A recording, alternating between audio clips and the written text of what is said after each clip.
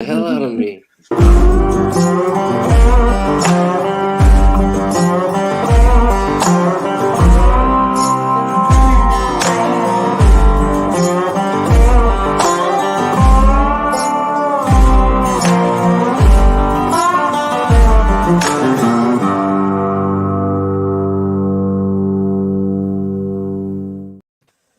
Welcome into episode 24 of SODFS, powered by none other than our friends over at Surfshark VPN. My name is Dan.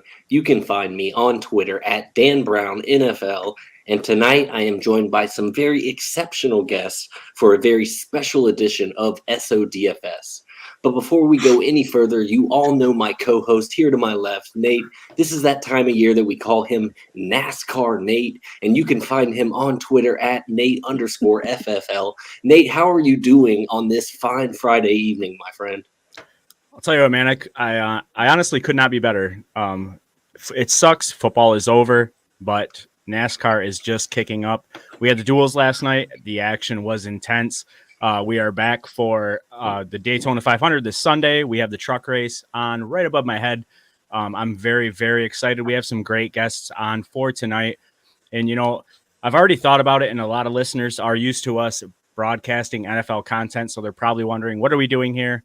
We've been actively advertising our special NASCAR DFS episode, but we are here with it tonight. We have, like I said, two great people, so I'm just ready to rock and roll. Let's make some more DraftKings money, because I'll tell you what, NASCAR, plate racing, and DraftKings go together very, very well. Yeah, I'm excited, man. You know me, I'm a DFS guy through and through. While I do love everything NFL, lately I've been on an NBA kick and NASCAR season kicking back around, along with golf as well, college basketball. You know, I kind of dabble with a little bit of everything. And if I can find an edge in a category, and by getting together with a couple of like-minded individuals in this NASCAR game, and maybe make this season a little bit better for myself, as well as anybody here tuning in this evening. But I am excited about these guests that we have. And before we get along any further, I don't want to keep our friends sitting here. Let's welcome in Phill Bennetzen. He is the lead NASCAR DFS writer for Awesemo.com. Phill, I hope I did not butcher your last name too poorly. I should have gone over that with you pre-show. Oh yeah, it's definitely a last name that when people look at it, they mentally try to put it together and they still don't get it right. But that's no problem. I mean, my class ring isn't correct. Not even the company that had it written in front of them could put it together. But glad to be with you guys. Excited to talk about this slate. Excited to talk with you guys. Been watching you throughout the NFL season, and now we get to do this nice little jog where we talk about NASCAR. Yeah, man, we appreciate you. We are big fans of what Awesemo has going on over there. And like I mentioned, in all aspects of daily fantasy, not just the football where we specialize in, but Awesemo has really done a great job of branching out and getting guys such as yourself that are very knowledgeable in the field and bringing that to a product to bring to other DFS consumers like myself and many others. So hat tip to you guys over there at Awesemo. But let's not forget our other guest who we have here sitting next to Phill. That is Stacie Smith. You can find her on Twitter at the2MillerLight. She is a NASCAR fanatic and a huge fan of Brad and RFK Racing. Stacey, welcome in and thank you for joining us this evening. Hi, guys. I'm happy to be here. Super excited to talk about the Daytona 500. Thanks for having me. Hey, we really do appreciate you coming on, Stacey, and giving us any and all insights you can into Sunday's slate there on DraftKings. And towards the end of the show, we will look to build a lineup, and I'm hoping to get a little piece of everybody. You know, Nate, Phill, you, Stacey, all kind of maybe putting your cards behind a guy and maybe letting me fill in the rest with some value plays. I don't know. I got a lot to learn as far as NASCAR still goes, especially this Daytona 500. So I am excited to see what you guys are going to treat us with here this evening. Yeah.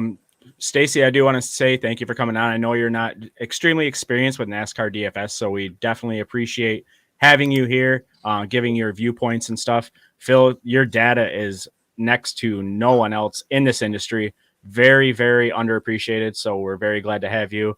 Phill, I just kind of wanted to feel you out on, you're the man in terms of discussing strategy. Before we get into our drivers to discuss, Phill, what is your thoughts on strategy for this 500 and it being a super speedway race? You know, the typical, like, we can't call it a plate race anymore because they really don't use restrictor plates on the cars. For everyone's like, what the crap's he talking about, plate racing and plates on the cars? Initially, like, NASCAR put plates on the carburetors to try to restrict the amount of air coming into the engine to deal with speed issues, because we were getting to the point in the late 80s where NASCAR thought, okay, these guys are going to be hitting 215 in terms of mile per hour, and we're possibly going to have people dying, you know, for knowledge, unfortunately, with that. And I think today was actually the 21st anniversary of Dale Senior's passing. Rest in peace.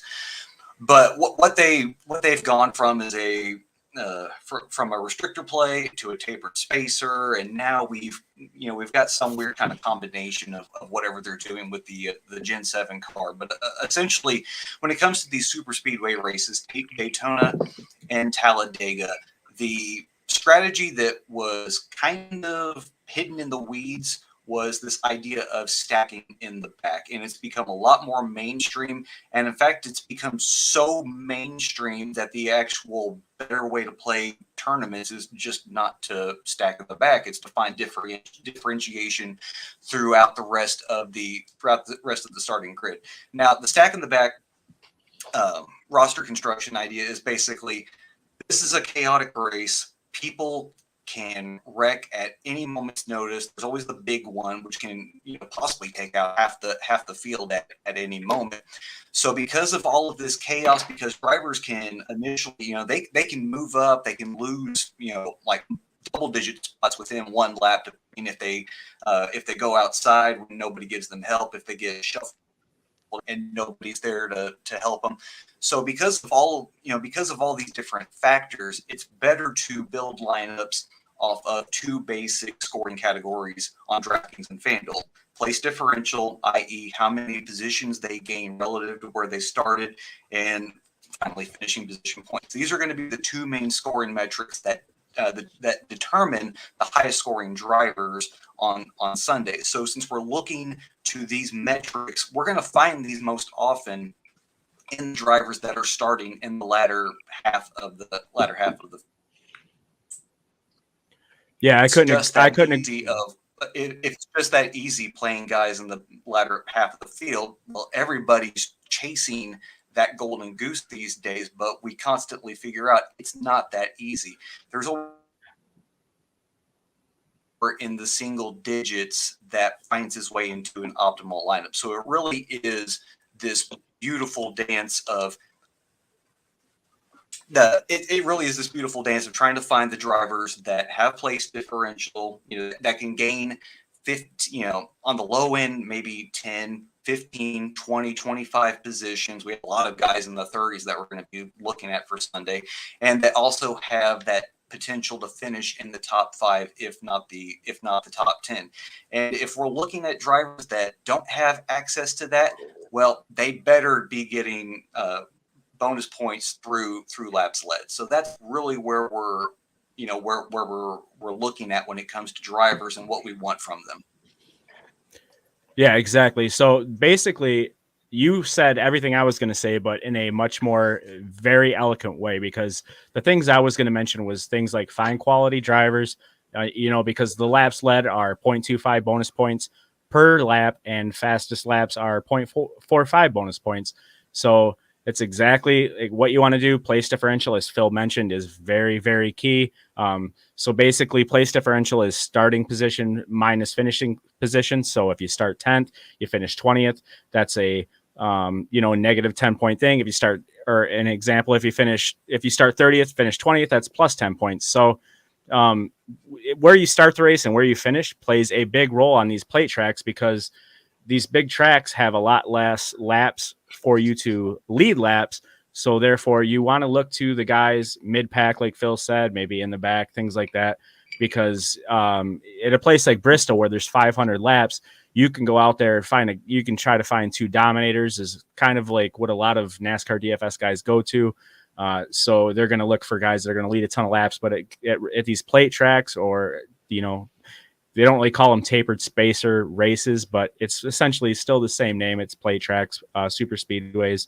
You want to find the guys that are going to make their way through the field so you can get those extra bonus points, because that's going to be the key to winning the race. Yeah, absolutely. I've noticed, I kind of started to dabble with the NASCAR DFS angle with you last year, Nate, and that was kind of the big thing that you would kind of harp on me is, finding those guys that are starting at the back, because essentially you have a lot less to risk at that point, and so much to gain with each position gained, versus these guys that are starting top 10 on the poll. They have a lot more to risk, as far as positions lost. So getting those guys there back at the back end can be crucial, and as well as maybe getting that one or two individuals that you think have the potential to get these fastest laps and accrue those lead lap points, Nate. But continue on there with what you were saying. So basically, this is one of the few races every year where you can pick anyone and everyone. Oftentimes the best lineups at Daytona leave some salary on the table as well. So I want to mention that. Don't immediately count anybody out. No lineup build is really too strange this week. Place differential and surviving the mess is going to be your biggest key to building a winning lineup, in my opinion, on Sunday.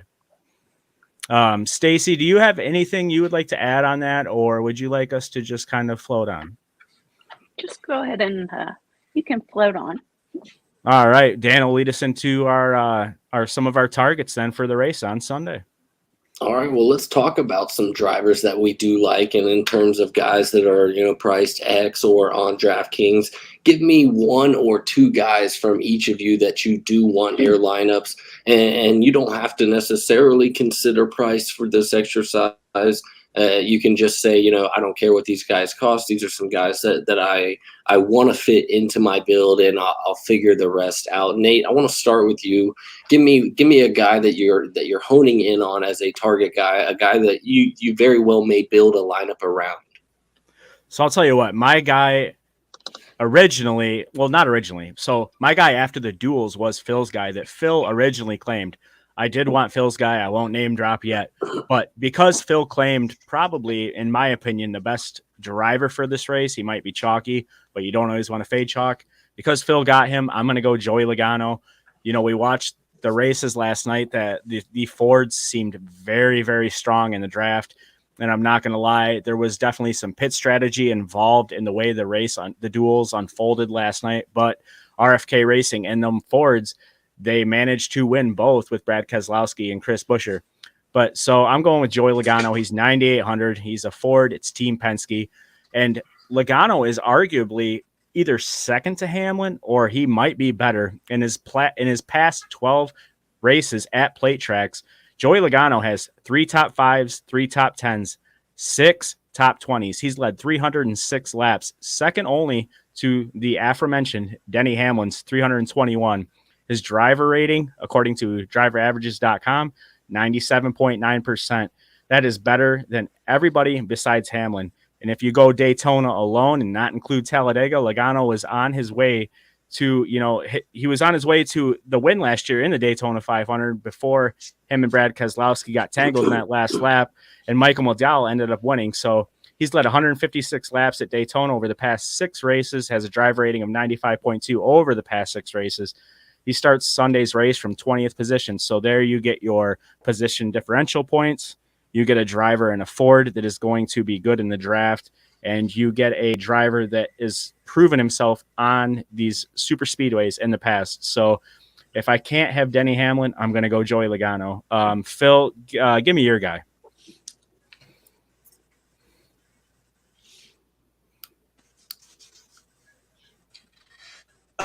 Yeah, you alluded to him, and it just kind of worked out to be happenstance that the guy that I thought could easily finish fifth place or better in his duel, he just by the end of it, he was falling back, and quite frankly, we're looking at the stats. That's something that he's done in 3 straight duels, is that he's decided, I'll save my racing for Sunday and fall back. And now he starts 30th, and you're getting a 3-time Daytona 500 winner with tons of place differential. Whether you look at DraftKings Sportsbook, you look at BetMGM, he's leading the outright betting boards with his odds. I believe it's still 850 at DraftKings and plus 800 at BetMGM. I mean, you're getting one of the most solid super speedway racers, whether it's Daytona or Talladega. But in this case, I mean, Denny's just been super, super solid at Daytona. His last 3 finishes here in the Daytona 500 have gone first, and 5th. It's just it really just lines up. Like if you're playing cash, Denny is just a lock. Like he is a lock button play. And in tournaments, it's super hard to get away from Hamlin. But I mean, I opened up my section in my Cash Games article for Awesemo. Basically, welcome to Chalk City, population Denny Hamlin. He is going to carry the most ownership, regardless of the format, regardless of the tournament size, whatever you're looking at. Hamlin is going to carry super ownership, and he's a guy that I don't mind matching or getting over the field on. It's just going to have to be with the other 5 drivers in my lineup. I'm going to have to find some differentiation elsewhere. Yeah, I fully agree, man. And, we also seen Denny have some kind of mechanical issue. He was going on a pit road, and, he had that little spin out in the grass section there. So due to that reason is why we are seeing him start near the rear. So it's almost a blessing for us. And I always find myself, because I play so much NBA and I play MLB and I play NFL, and I get these chalk plays, and I find myself like, oh, let me see if I can differentiate myself and get away. But at the same time, you can't always fade chalk. So like you said, if you're playing cash, just stick with your guns. I feel like Hamlin is a lock. There is always the uncertainty of the last lap wreck. It is going to happen. There will be a wreck at the end of this race. The only thing you can do is cross your fingers, tighten your seatbelts, and hope that your driver gets through that unscathed. And there's really nothing else you can do. I mean, you can't predict these wrecks. So, Stacey, I know you're not extremely familiar with DraftKings pricing, but the top drivers in this sport. So who is a driver in terms of these top tier drivers, these champions? Who's a guy that you're looking for to lead a lot of laps, to score some points in this race? Well, Nate, you took my guy, Joey Logano. Even after the crash last night, I still feel like he's the one to have on your team. But let's see. I generally don't try not to pick Brad in the fantasy for the Daytona 500. When I do, it seems like he has bad luck.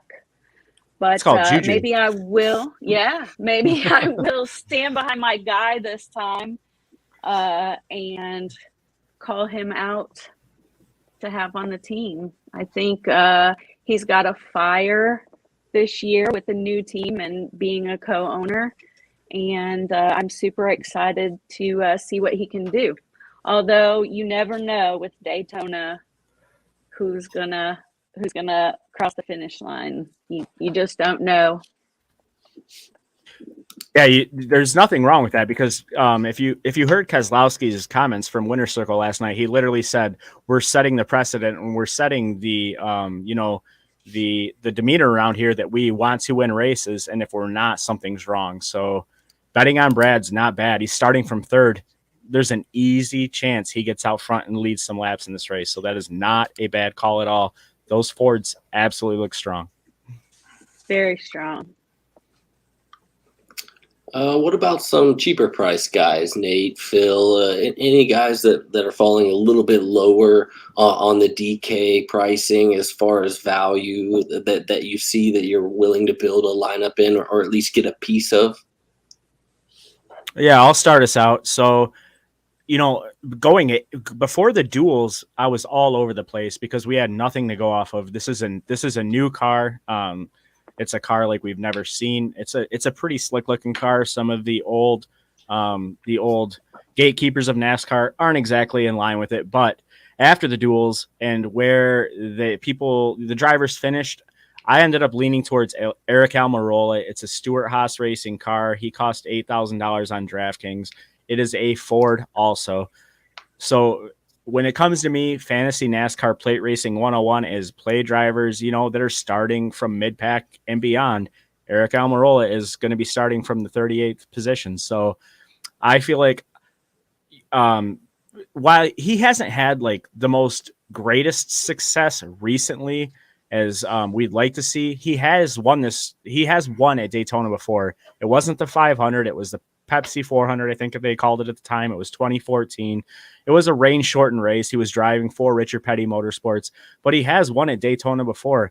And he's also had success, at Talladega. He won at Talladega, I believe, back in 2017 and got himself in the playoffs. So I really like Eric Almirola here. We've seen him at the beginning of the year last year go through a dumpster fire to a start of a season. He wrecked. He had so many DNFs. He was constantly crashing. But I feel like when you're playing NASCAR DFS, you got to roll the dice a little bit. So I'm not afraid to go with Eric Almirola here. He's starting 38th again. And at $8,000, it's going to leave you, a little bit more flexibility if you're going with a top guy like, say, Kyle Larson, Denny Hamlin, Joey Logano, even at 9,800, stuff like that. So getting Eric Almirola at $8,000, starting from 38th, you're going to get the position differential points. You're going to get a strong Ford. You're going to get a guy on a 4-car team. I like this play a lot. Phill, who do you kind of like as far as these, mid-tier driver goes? There's not really a set price range, but just somebody maybe from like the $9,000 to $7,000 range. Oh, you can even give us two if you want. It's going a little bit further up the board than I'm really kind of comfortable with. Because, I'm just going to say, in my 150 build on FanDuel and probably with my, I know for certain with my 20 max build, like entering the happy hour, different contests like that. I think probably the only 150 entry contest that I might get into is the 75-cent entry one. Like I just don't have the bankroll to play with those dogs trying to win $1 million. But if I'm gonna go up a little bit further up the grid than I normally would want to, and I'm looking for drivers that don't have a lot of access to place differential that, like a Austin Dillon or an Eric Almirola have, then I want a guy that's going to go out and win. And the guy that fits that bill right now is Ricky Stenhouse Jr. for me. I mean, Stenhouse is the perfect encapsulation of checkers or wreckers. Like in years to come, when Gregson, he's telling everybody now that you pronounce the name Gregson, like there's a missing E in it. It's so silly. But of course, I'm one to make fun of people and their last names. But Gregson's probably going to inherit this title of the checkers or wreckers. But for right now, it's Ricky. I mean, when we think of Ricky, what comes to mind? Well, he has 2 career victories. One came in that summer Daytona race from a few seasons ago, and in that same year, he won the first Talladega race. He's come up short multiple times of winning other races at Talladega, but I mean, when you look at his recent history at superspeedway races, it's a lot of wrecks, unfortunately, and that definitely adds to his variance. And considering his starting position, and considering that out of his last 6 Daytona starts, he's only finished on the lead lap 1 time. Like, he is finding a way to incur some sort of damage, get in some sort of wreck, spin out, and he loses a couple of laps, and then he's not really involved in the race. But I mean, one of the better DFS strategies that you can have, and especially for people that aren't that familiar with NASCAR DFS, is just focus on the starting positions and don't worry about the names. And if that's the case, and I've got a guy here that has won multiple super speedway races that is going to either wreck or he's going to go out and try to win this event, try to cement his spot in the playoffs early on.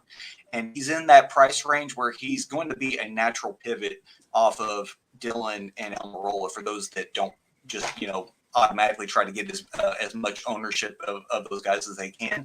Ricky's going to fit that bill in tournaments. Now, that said, single entry, 3 max, 20 max, I'm probably not touching him. But once we get into more entries than that, into the 150 entry range, then yeah, I think that he's a guy that you probably should have somewhere in the neighborhood of 10 to 15% of. Yeah, I absolutely love that. The biggest thing, like you said, with Stenhouse is it's either shake or bake, not shake and bake. He's either going to get you some points or he's going to crash. I can't wait to send this to Garage Guy Chase because Stenhouse is their guy. They just had Ricky Stenhouse on their show. They are big Ricky Stenhouse supporters. And I literally had Ricky Stenhouse on my show sheet, and I ended up changing it. I was a little iffy of the 18th starting position, so that made me a little bit worried. But I also wasn't too afraid. I remember last year in the spring, I was starting him in my DFS lineups at Phoenix and things like that when he was starting from 13th, and he got me positive points. So I guess I shouldn't be too nervous when it comes to plate racing. Stacey, who is so let's get down from like the Brad Keselowski level of drivers. Let's drop down to them mid-packer drivers. Let's go to guys like, say, Eric Almirola through maybe like Chase Briscoe, the guys that, maybe don't win all the time. Is there a guy when it comes to restrictor plates that you look at this race that you could see possibly winning?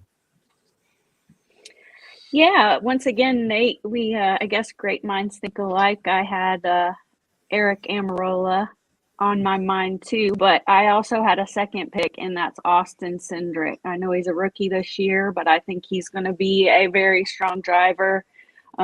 He was great in the Xfinity series, and I'm a fan of that 2 car, no matter who's driving it. And I think he's going to have a successful career at Penske. You've also got to consider, the team Penske horsepower. He, like you said, he's in a top-notch car.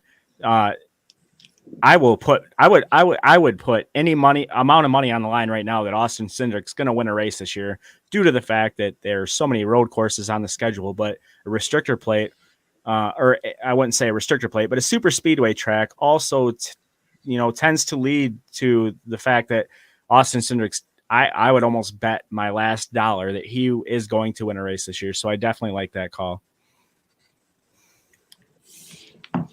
Let's talk about some of the real cheap guys on this main slate for Daytona 500. Some of those long shots, if you will, or guys that you just don't think are going to see a ton of ownership when it comes to some of these builds. Phill, let's start with you. Who's one of the cheapest guys on this slate that can maybe save you a little bit of cash and allow you to get up to some of these more expensive guys that will be popular? Yeah, the guy that I've had my eye on, and he's probably going to make my betting article practically whenever there's a super speedway race. Like he always finds his way into my DFS lineups. It's Corey LaJoie.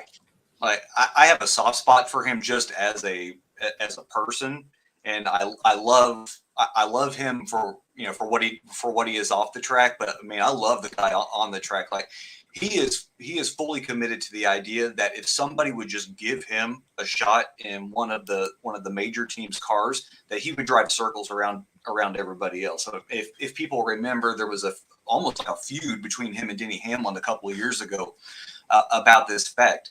And when it comes to these super speedway races, this is LaJoie's best legitimate chance to show the rest of these guys that, hey, you put me in a bull ring with you guys and our equipment is basically the same, I will beat you. And LaJoie's history here at Daytona, I mean, it's pretty stinking consistent. His last 6 races, you're getting an average finish of 13.2 compared to his start around 29. The thing that I do love about about Corey is that he seems to know when it's time to make his move forward and try to advance. That average finish was 13, but his average running position in these last 6 Daytona races, it's 23.8. Like, that's hanging around, keeping your nose clean, watching out for the big one, and then once we get towards the end of the race, it's knowing, okay, time to move forward. He's got this week in the 77, his teammate is going to be Landon Castle. Landon's got just absolute tons of super speedway history. In fact, Landon's like last year in the sport, a couple of years ago, was spent racing for the 00 team. And I mean, Landon was just super consistent, knowing exactly what his job was just to finish the race, not really do anything stupid. Just, our budget is tight, and we need you to bring the car home in one piece so that we can use it for the next race. And I imagine that's probably the same kind of attitude that Landon's got about this. That we can work together, we can move our way forward. We'll have a nice Chevy alliance so that we can work together with the Hendrick guys. We can work with the Team Trackhouse guys. Whatever that is towards the end of the race. And the thing that I really do like about Corey this week is that he started 24th. Corey LaJoie, 24th. It's probably going to lower his ownership because at this salary range, like you move down the grid, there's tons of guys that are kind of similarly priced and that you might think, okay, it's kind of similar cars, similar skill set, that have access to a lot more place differential. And if people are just going to say, well, I'm really not that excited about LaJoie because he doesn't seem to really have that much place differential, then that necessarily makes me want to increase my exposure to him in tournaments, because I truly do believe that LaJoie has access to that top 5. I mean, go back to that summer race last year. LaJoie was hunting Blaney down in that final lap for the win before the chaos ensued and took him out. Like, LaJoie is looking for that statement win to show everybody that he is as good as he truly does think he is. And if he's there in that moment, I think he'll try to capitalize on it. And a win for this team would mean so much to Spire. That's really kind of trying to set their feet in this sport. Yeah, I couldn't agree more, man. What's crazy is Corey LaJoie has consistently been one of the top, while he's not a top tier driver, he's been one of the top tier drivers at Daytona. Yeah, he's got 3 top 10s in the last 6 races. That's a 50% shooting average, 5 top 20s. He's even led a couple laps. So I grew up actually watching his dad, Randy LaJoie, back in the 90s, if I want to show my age a little bit, because Randy LaJoie was a great super speedway racer, and Corey. And I really loved what you said about Corey LaJoie and how he has his persona off the track just draws you in to root for him. I don't know if there's anybody in this country that roots against Corey LaJoie. I loved some of his, his sponsorship deals with his name on those and stuff. But the fact of the matter remains that Corey LaJoie at these restrictor plate tracks is a force to be dealt with, even at Spire Motorsports, which is even, the new cars have leveled the playing field, so to speak. With the spending and the R&D that goes into these cars and the success that they have. But Corey LaJoie is a great super speedway driver, and he could easily win this race, and he could easily have a top 5. So I absolutely love that call. So rolling on into mine, the driver that I'm going with, and I'm still hesitant about this, even mentioning it now. It's Eric Jones. I was really high on him coming into our show notes and before, the NASCAR duels yesterday, but he's starting 13th. So I have a little bit of pause, but I'm still going to stick with Eric Jones. I think the biggest thing for me is that I've always believed in Jones as a driver.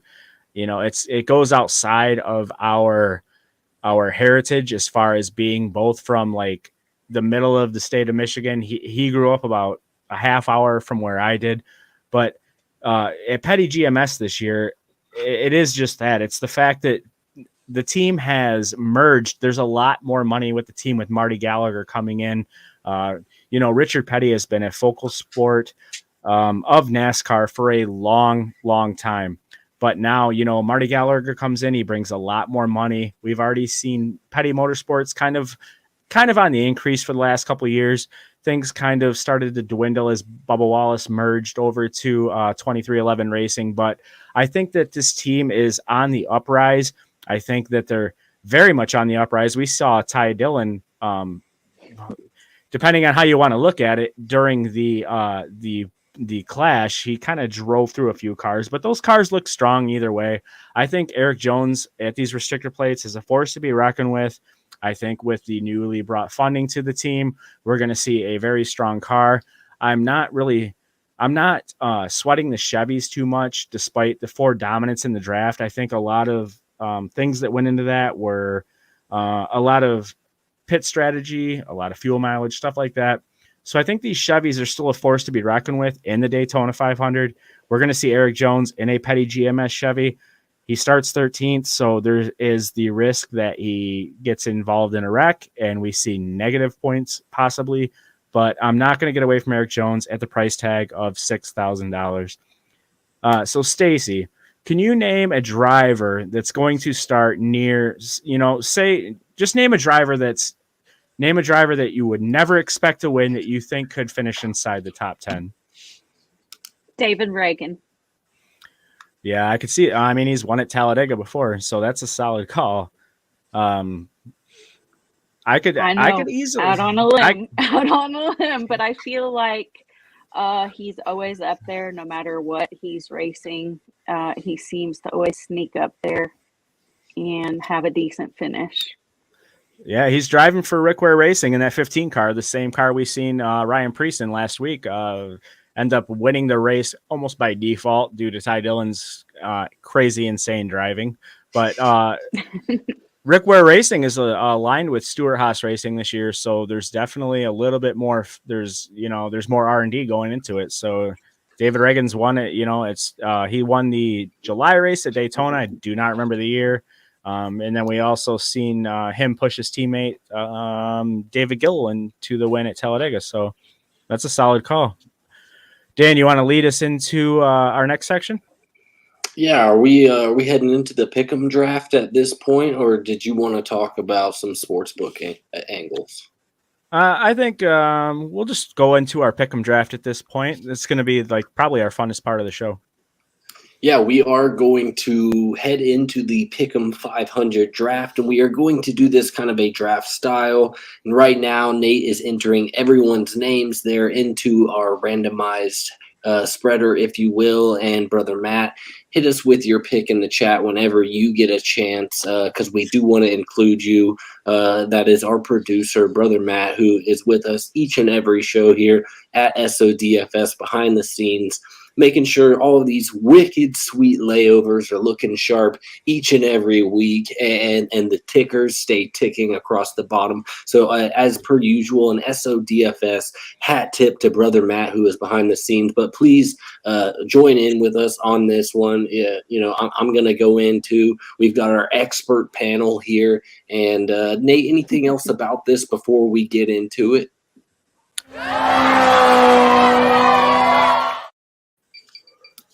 Wow, that got hot real quick. That was intense.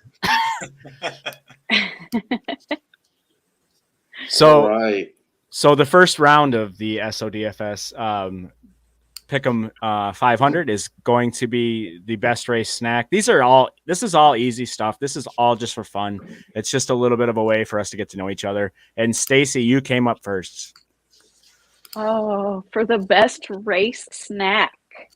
Yep, you got the easy one. Something I always make for the Daytona 500, and I used to have parties at the house. It's something called Montezuma's. It's like a cheese dip and tortilla chips. Montezuma. You didn't do me any favors with that one. Before the show, Dan goes, I can't spell the driver names. And Stacey goes, Montezuma. You know what? I was like, I think she did it on purpose. No way Montezuma is our very first square to be filled. I mean, what are the odds of that? Oh, I should also say we're gonna post this on Twitter also. Sunday morning, we're gonna post this on Twitter and we're gonna get fan votes to see who does the best. All right. But all yeah, right. Well, Montezuma's up first. hit us with Great. the randomizer and who's next. Okay. Next person is you, Dan, actually. All right. Well, I'm going to say my favorite race snack would be, I'm going to go with the safe bet here, but also one of my favorites among any meal, if you will, and that's nachos. I think that's going to be a fan favorite. And I think, it's good for votes. It's good for me. Not great for my indigestion at times, but I'm willing to look past that for special events such as these. So lock it in, nachos for me. I like nachos. Nachos, you can't go wrong with nachos, man. As long as the cheese Nope. is liquid, it's got to be queso cheese if it comes for me. But next person is actually Brother Matt, and his comment is his pick is in the comments. It's beer. I'm not sure if that qualifies. I think he's trying to appeal to the fan base with that one right there. But because he's the first, we'll let him get away with it. Brother Matt, which kind of beer? We need to know. We're going to move on, but we need to know which type of beer. Phill, your favorite snack for watching the Daytona 500? Oh man, Dan nailed it. I mean, if you get some good homemade nachos, I mean, there's few things. He took Trout in the first round of a fantasy baseball league draft. I mean, he killed it. I'm gonna say the thing that my cardiologist doesn't want to hear, and that's probably pounding an energy drink. Just make the anxiety of watching the end of that race just amp it up with the extra caffeine. We'll take energy.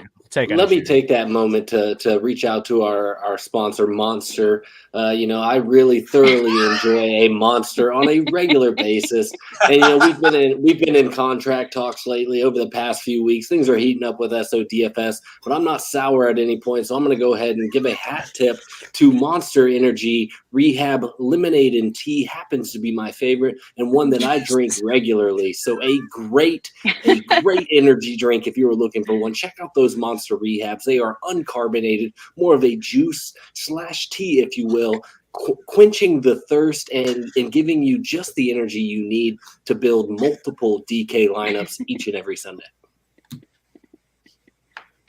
Well, I guess I'll follow that. Mine was Buffalo Chicken Dip, but I don't have a sponsor plug. All right, we'll go with. You didn't even plan that, did you? Jesus. Did you misspell Buffalo? There we go. It was just a we typo. cover. All right. We cover football. These things will work themselves out. If I find a little red squiggly line underneath it, it'll tell me. And so, it's just these driver names. I don't know if that'll be the case. We literally cover football. Okay. All right, we're gonna move on. Second round is going to be the first pit penalty, meaning in terms of which driver gets the first pit road penalty. I'm going to hit the randomizer. All right. So, Phill, you are first. That's not fair. Phill, which driver gets the first pit road penalty? I already think I know who you're going to pick. Give me Todd Gilliland. Ooh, I didn't expect that. Give me the rookie. That'll be number 38, Dan. Number 38. Oh, you make it easy for me. Perfect. I got you, buddy. That's perfect. Number 38. Second person is going to be Stacey. Ooh, I'm going to go with Chase Briscoe. Number 14, Dan. Number 14. Matt, you are up next. That'll give you a second to think about it. I'm pretty sure you know the drivers pretty well, though. Matt's got to hit us in the comments. So I am next. I will start thinking about mine. I actually thought that Phill was going to go with Hamlin because he's very notorious for entering pit road very, very, very quickly. So as long as Brother Matt doesn't take Hamlin, mine will be number 11. We still haven't got a response from Brother Matt in the chat yet, but you can add mine as number 11, and Dan, you will be last. All right, I am going to go with my guy Cole Custer. Yeah, 41. 41 And brother, is. Yep. Biffle. A little bit of that deep Biffle. Yep. He went with Biffle. I could see that happening. I am shocked. This is completely off topic, but the DraftKings sportsbook pricing on Biffle is insane. They have Harrison Burton. They have guys like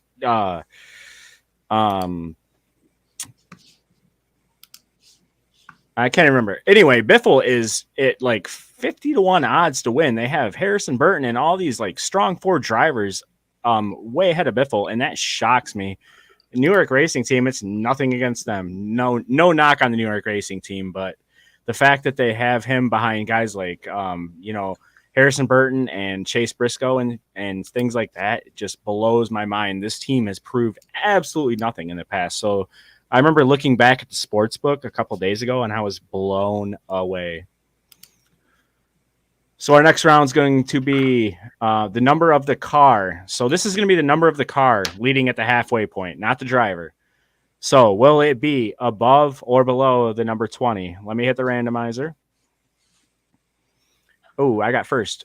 Oh, crap. I wasn't expecting that. So I will go I'll go below. I guess that's safe. I'll go below. So I'm going to go below. Below. And Dan, not to put you on the spot, but you're next. All right. I'm going to swerve. I'm going to go above. That seems fair. Phill, you are following that? Yeah, the only two guys that I can think of that would make it a priority to be leading at the end of the second segment, they're both below 20. Below? Okay. Fair. Stacey, you are next, followed by Brother Matt. I'm going to go above 20. All right. And then Brother Matt, we're looking for you in the comments section. While we're waiting. Oh, Brother Matt was quick. Above. So 2-3. 2-3. Yep. And then so our next category is going to be most laps led, meaning either driver or car number. I can depict that for Dan here. So let me hit the randomizer there. As far as most laps led, this is kind of iffy because we don't really know what's going to happen. Stacey, you're up first again. Oh, wow. Most laps led. I'm going to go with Hamlin. That's 11.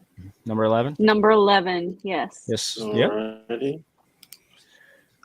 Yep. So I'm going to keep it different. I'm not going to stay the same because I am next. I'm going to go. Oh, God. I'll go Logano. I'll go 22. I was with that at the beginning. Brother Matt, you're next. Sorry about the not leading you in there. Oh, Keselowski, he said. Number 2. Or no, number 6. Sorry, I'm stuck in the past. Ah! And then you, Phill. Give me Christopher Bell in the 20. Oh, that's super ballsy. I like that. I like that a lot. And then Dan, you're getting the bottom pickings. No duplicates. I'll go Cindric. I gotta teach you a little bit, but we'll talk. What number is Cindric? 2. 2. If this was Watkins Glen, you'd probably be right. Hey, anything could happen. All right, so next one's going to be the amount of cars in the biggest wreck. We don't know how many big ones there's going to be. Usually there's 1 or 2. Sometimes there's 1. Sometimes there's 2. But we're just going to bet. Basically, going to pick a number. See if we're right. I'm going to randomize. Damn it, Dan, you're first. Basically, you can. That's fair. Fair, a little low in my opinion, but I can feel that. Right. We'll see. Phill, big tracks. They spread out, a little bit more reaction time. Not like what we were seeing 2 weeks ago or whatever that was, where it was like constant jam. Oh yeah, that was an interesting race, but yeah, I'm not dogging it at all. Phill, you are second. I'm going 11 cars. I like that. I like the double digit feel there. Brother Matt, you're third. Oh, he said 13. Ooh, that's my lucky number. That was my number. Crap, I'm next. I will go. I'm gonna go big. I'm gonna go 14. And then Stacey, we're rounding out with you. A number outside of the ones we have said. I had down 12. Perfect. Okay. All right. Damn, y'all making me look like a damn idiot. I'm reading the comments from Brother Matt. They are parental advisory. All right, so the last pick is going to be pretty easy. It's going to be a race winner. So whoever gets the advantage here on the randomizer is going to be in luck. Oh, and it's Phill, the guy that knows the most. Phill, who's going to win the race? Phill doesn't need to look. I didn't do it. Bullshit. What the hell? Rigged. Dan, you don't want the 12. Oh, that was my. I didn't think you would pick him. That was what? Dan, you don't want to know where you came in on this. Brother Matt, you're second. And then I will. All right. So Brother Matt picked number 21. That's going to be Harrison Burton, the rookie for Wood Brothers Motorsports. 21? Yes, sir. I'm getting some feedback in somebody's microphone. It almost sounds like it might be my headphones too loud. I turned them down. I still hear it. Yeah, I hear it all the way around. So, Stacey, you're next. Winner for the race? Number 22. Number 22. I am next, so I'm going to go.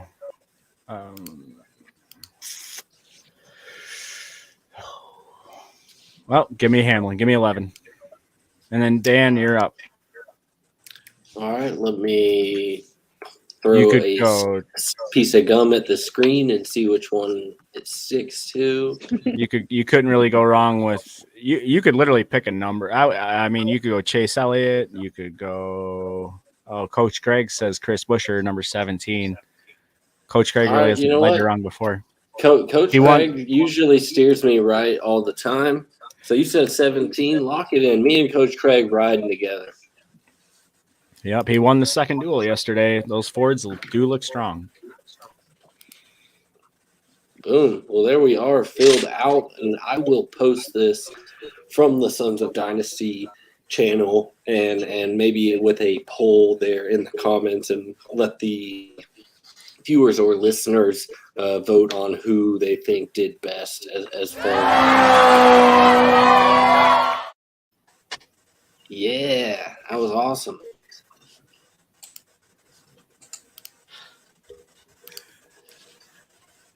So, real quick, do you guys want to do a DK build? Do we have time to do that? Do we have a share? Do we have an overlay for it? Because if we have an overlay, yeah, it's ready to go. It's ready to go. You guys can even take a look at my first build I did and let me know where I went wrong and what we can change out on it. So, Brother Matt, if you can pull up the DK share screen and get us back on the four-way, that would be pleasant. Woo! Crosshairs on Dan's forehead. Where is the feedback coming from? It's driving me insane. I'm not sure. Could be. All right. So you can kind of see my lineup here. There it is. All right. Let me clear. I want to enter this in because I kind of liked it, but I want to build one with you guys. All right. Let me enter this real quick. Phill, shred him. No, hold on, Phill. Let's build one together. I'm just kidding. It's not bad at all. It's really not bad. I've trained you quite well. Let me get back. No, that was definitely one of those lineups you enter in the Millie Maker.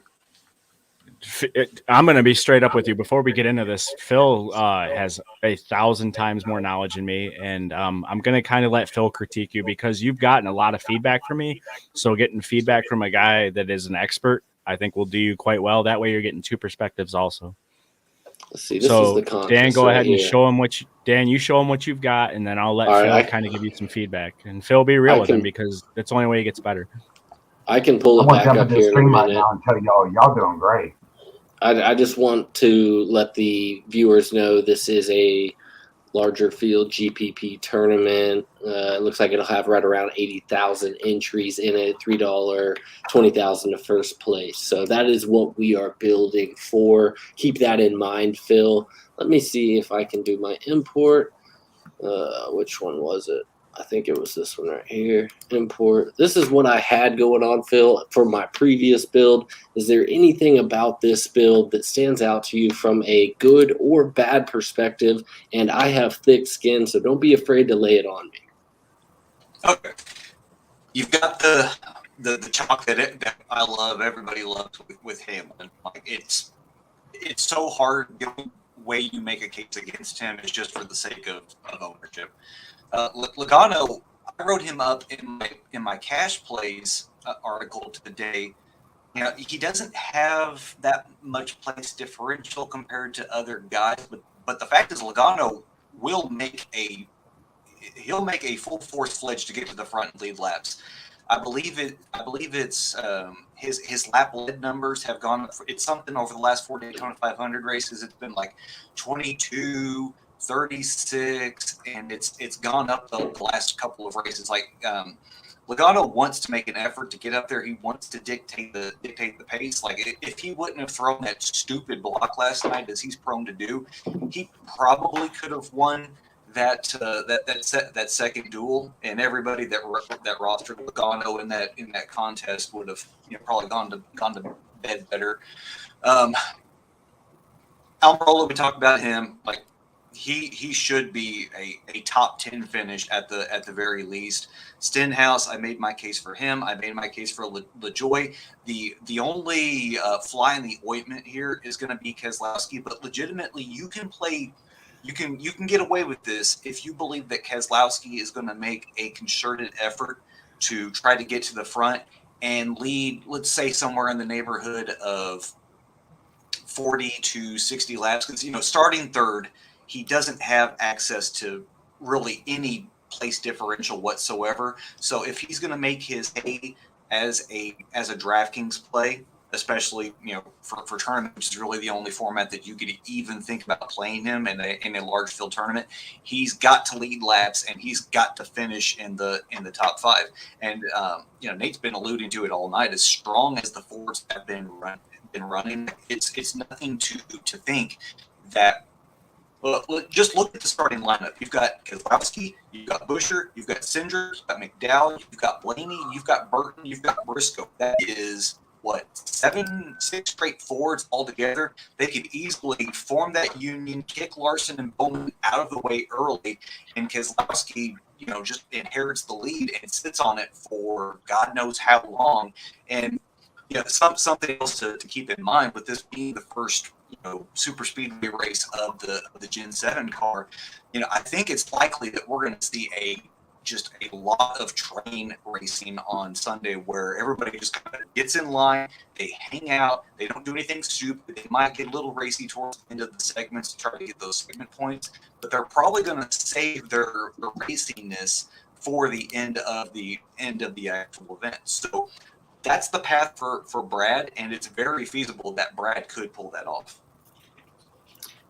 Well, yeah, that was just a lineup that I built even while we were sitting here doing the show. As you alluded to, lots of guys that we mentioned. Well, I was essentially making a build off of guys that we mentioned here on the show. And if somebody else does end up listening to this show as well, that could be a line that they would build based off of just some of the talking points and drivers that we did highlight here tonight.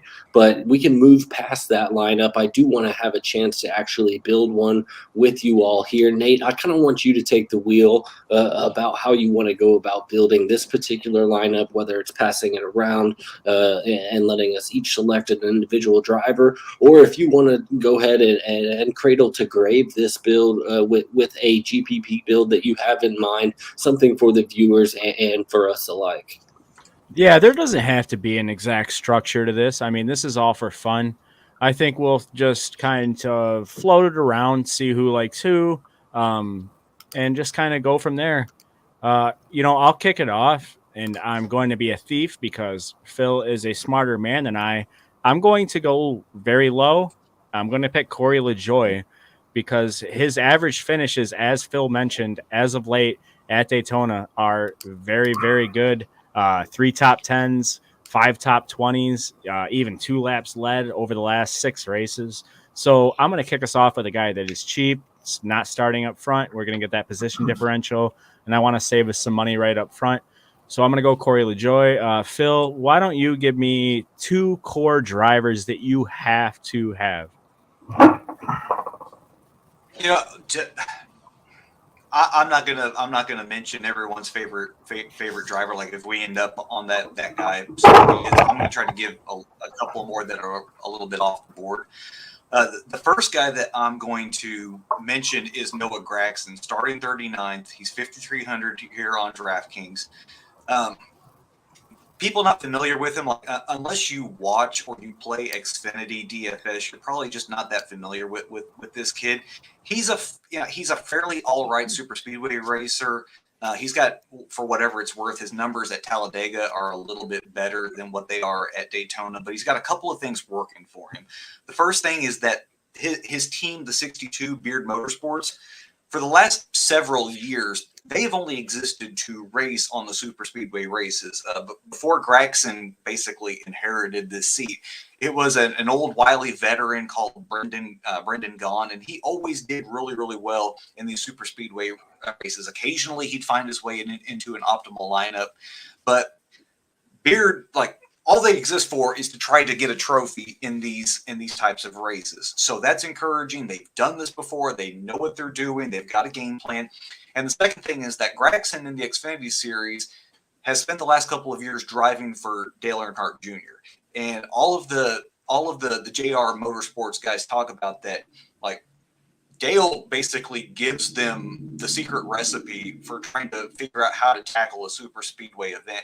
And he's got multiple wins from all of his drivers, including Gragson, who won the Xfinity Daytona race, I believe, 2 years ago. So you're getting a guy that's got super speedway experience. He's got a team that's going to be working for him.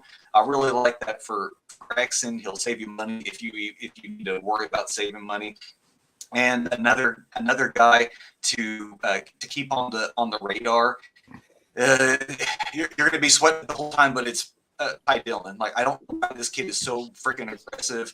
It doesn't matter if he's a short track or a big track. He is a bulldozer looking for trees to knock out of his way, and he did it during the race at the Crash of the Coliseum.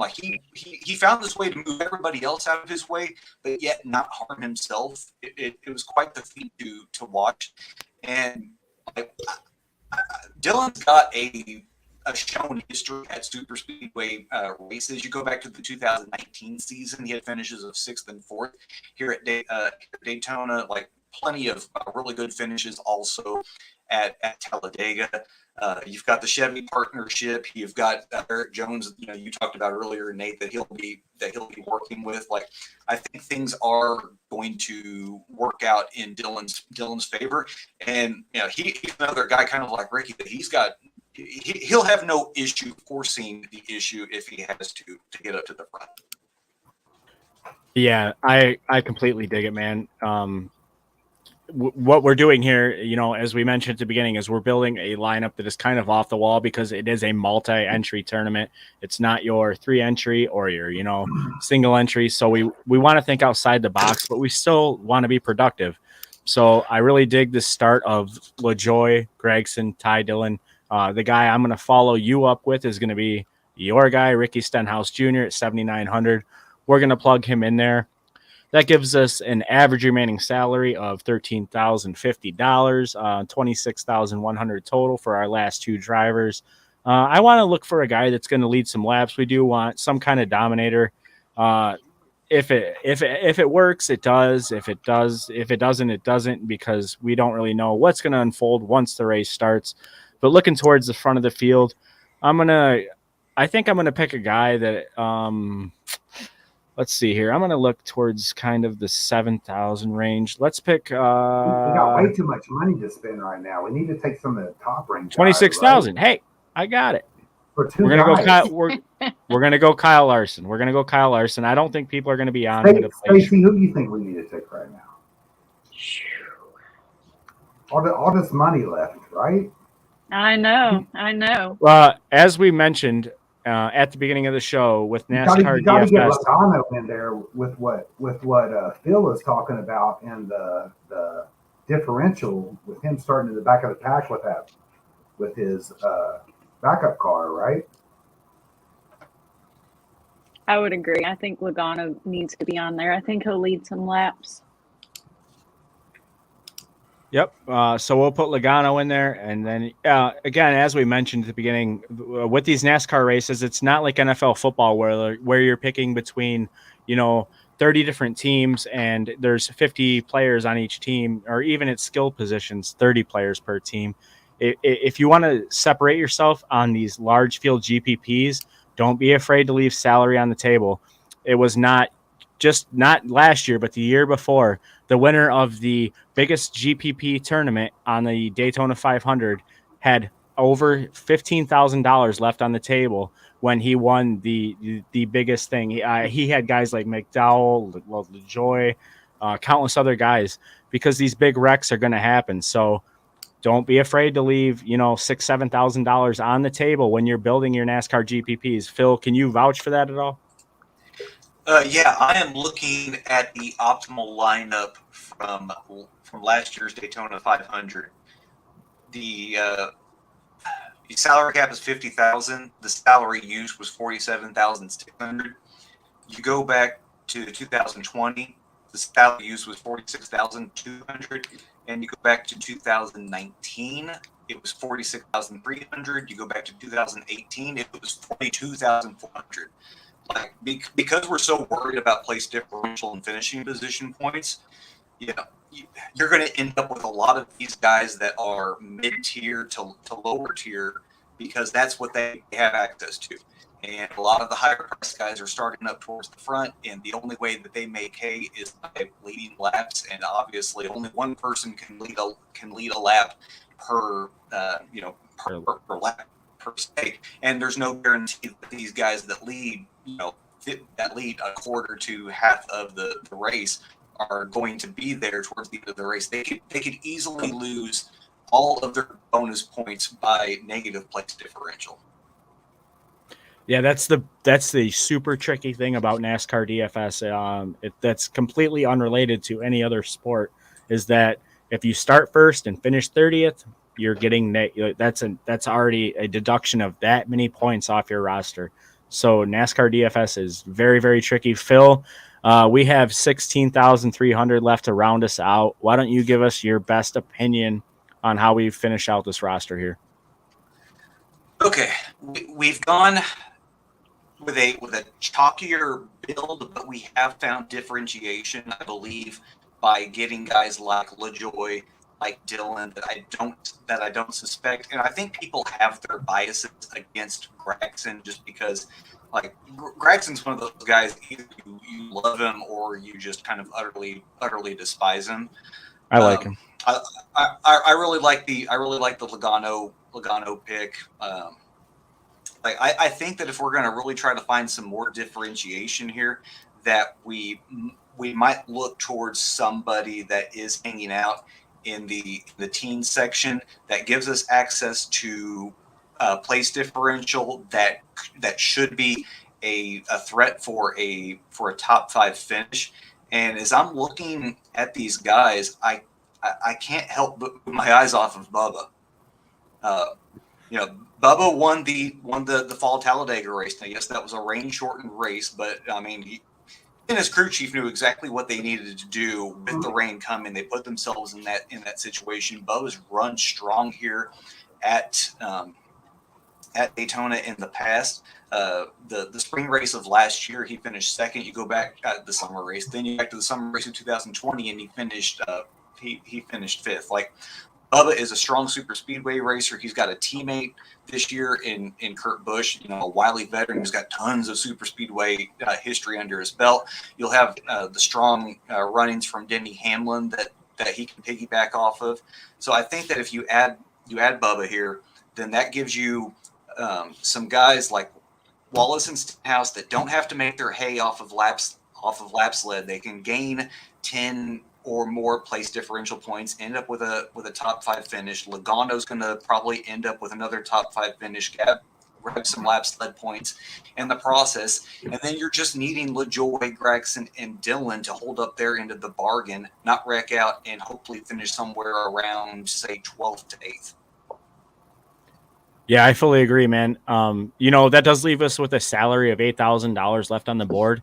But when you're in a 20 entry build in a race that has 40 cars starting and considerably maybe 32 to even possibly 25 that you can actually count as contenders to win, this is a solid lineup. This is how you separate yourself, and this is how you actually win a multi-entry tournament that's not, 3 entries, because like I said, NASCAR DFS is a wild game. It is much, much different than any other sport that we play. If you get an MLB DFS, you're talking hundreds of players, NFL DFS, hundreds of players, NBA DFS, multiple hundred players. So with NASCAR DFS, if you're sitting there and maxing out your salary and picking these guys, you're maxing out your salary and picking the same guys as everybody else, you're not going to win. Will this lineup guarantee you to win? Absolutely not. It's absolutely not a guarantee because it's so unpredictable with the wrecks, the crazy stuff like that. But this is like, as Phill mentioned, he mentioned the optimal lineup. Phill tracks these things. That's why Phill is a much better NASCAR DFS analyst than I am, because he follows these things. He knows what he's talking about. So I just want to reiterate that don't be afraid to leave salary on the table when you're playing multi-entry tournaments. Not the same as cash when it comes to NASCAR DFS. For real, if you look at this lineup, you got 8,000 plus left on there. You could almost buy a top tier driver for that right now. So super interesting compared to the NFL DFS that a lot of us have been used to. Definitely different. Yeah, no, I like it. Like you mentioned. I mean, you'd be surprised that when you are building with salary blocks and straight up dollar for dollar looking to spend every dollar that you have in these builds, how frequent that same build is going to come up. You may think, you have these 5, 6 or better with some of these other sports slots. But when you are plugging in these popular players and then finding guys to fit in with your remaining cash and not leaving any cash in the bank, I mean, ultimately you're setting yourself up for a duplicate lineup. I mean, it's human nature. We want it, we get 50,000 to spend on this lineup. We want to spend 50,000 or whatever we feel like is the best build closest to 50,000. So a great way to get different is always leaving money in the bank. And large field GPPs like this, nobody's going to throw a book at you for getting a little crazy. And 8,000 in the bank, that's not crazy by any means when we're talking DraftKings, large field, large GPP builds. Yep, and you can also to Brother Matt's point, you can go up, grab a guy like Eric Almirola, leave yourself roughly 4,000 in the bank. Guys like Chris Buescher, he starts 4th. There's a lot of, you're rolling the dice there with a guy like Chris Buescher. Just looking at his previous stats and, how he's finished the races. He's always run well on restrictor plate races, but the finishes really haven't come. His only actual victory in the Cup Series came at Pocono, which is not a super speedway track. We've got guys like Tyler Reddick at 7,700, Christopher Bell, who is a dirt racer. We've got Austin Cindric, mostly known for his road course experience. Justin Haley, who is a rookie in this series, who also ran very, very well at the Busch Clash last week. So that, there's multiple ways you can go about this. Michael McDowell, last year's winner of the 500, Daniel Hemrick, the Xfinity Series champion from last year, Chase Briscoe. So you can go about this any way, really. It's all about like kind of how you want to do it. The biggest point of this entire conversation is don't be afraid to leave money on the table.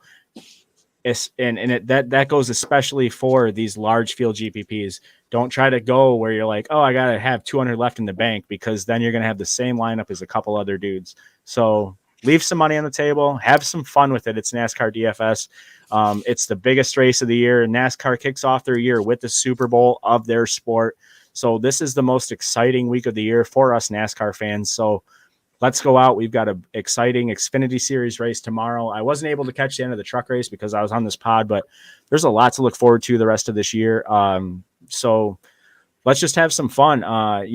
Follow us on Twitter, Dynasty Sons. I know it's technically a fantasy football site, but I will be on there actively over the weekend. I have the next 3 days off, so I'll be on there shooting out some NASCAR tips too. But Dan, you want to kind of lead us into our SODFS and SOD shout outs? We'll wrap up this show shortly. Yeah, do want to give a big shout out as per usual. I mentioned Brother Matt earlier, and he popped in a little bit throughout the show, which was a nice treat for us. He's usually behind the scenes full time, so it was good to get him in here. And also a big shout out to Stacey. We want to thank you for joining us this evening. Be sure to follow Stacey on Twitter at the2MillerLight. And Stacey, anything else you want to say before we do get out of here this evening? Thank you guys for having me. I learned a lot about the DraftKings and what you need to be looking for with that style of betting and fantasy. Thanks for having me. We really do appreciate you, and a big thank you to Surfshark, the fastest growing VPN on the market, to help you project the digital breadcrumbs on your PC, phone, and or tablet. Visit surfshark.com and use promo code SODFS for 83% off for 2 months free. Nate? Yep. Phil, I want to thank you for being here. Stacey as well. It was a pleasure to meet you. I can't wait to talk to you throughout the NASCAR season. Phill, you've been a friend of mine for a long time. It is an honor to have you here with or without your internet complications. Right now, Awesemo.com has a promo. You go to Awesemo.com and you will grab the NASCAR package for just $70 compared to the $230 it normally dollars cost. I believe that ends on Monday, correct, Phil? The promo code Green Flag? The promo card that I've been sharing says 220, so I'm going to assume 11:59 p.m. Eastern time that's where goes away. Awesome. Thank you again, Phil. It has been an honor. Dan, go ahead and take us home, sir. Yeah, big thank you to anybody who was able to join us tonight and or potentially even after the fact. And do me a favor and do please subscribe to the Sons of Dynasty YouTube channel.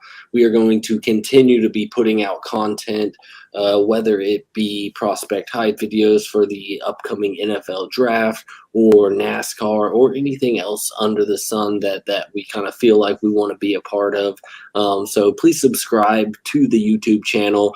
Check out our line of clothing there at Viridian Global. You can get nice merchandise such as this hat I'm wearing, the shirt Nate's wearing, the hat Nate's wearing, the shirt I'm wearing. We have a big lineup over there at ViridianGlobal.com. It only takes a couple of minutes to place your order and they get it sent out to you, and it is fine quality material. The shirts fit great, super comfortable material. So please do check out Viridian Global. On top of Sons of Dynasty gear, they have a plethora of multiple other, whether it be fantasy football brands such as True North Fantasy Football, or even just player and many other assets there surrounding the NFL and NFL teams. Viridian Global is your one-stop shop for everything fantasy football, including Sons of Dynasty apparel. Nate, anybody else you want to mention before we close it out here this evening? I just want to thank everybody that tuned in. Let's enjoy the race tomorrow. Much love to everybody. Until next time, I am Dan. He is Nate. Big thank you to our guests this evening, and much love to everybody.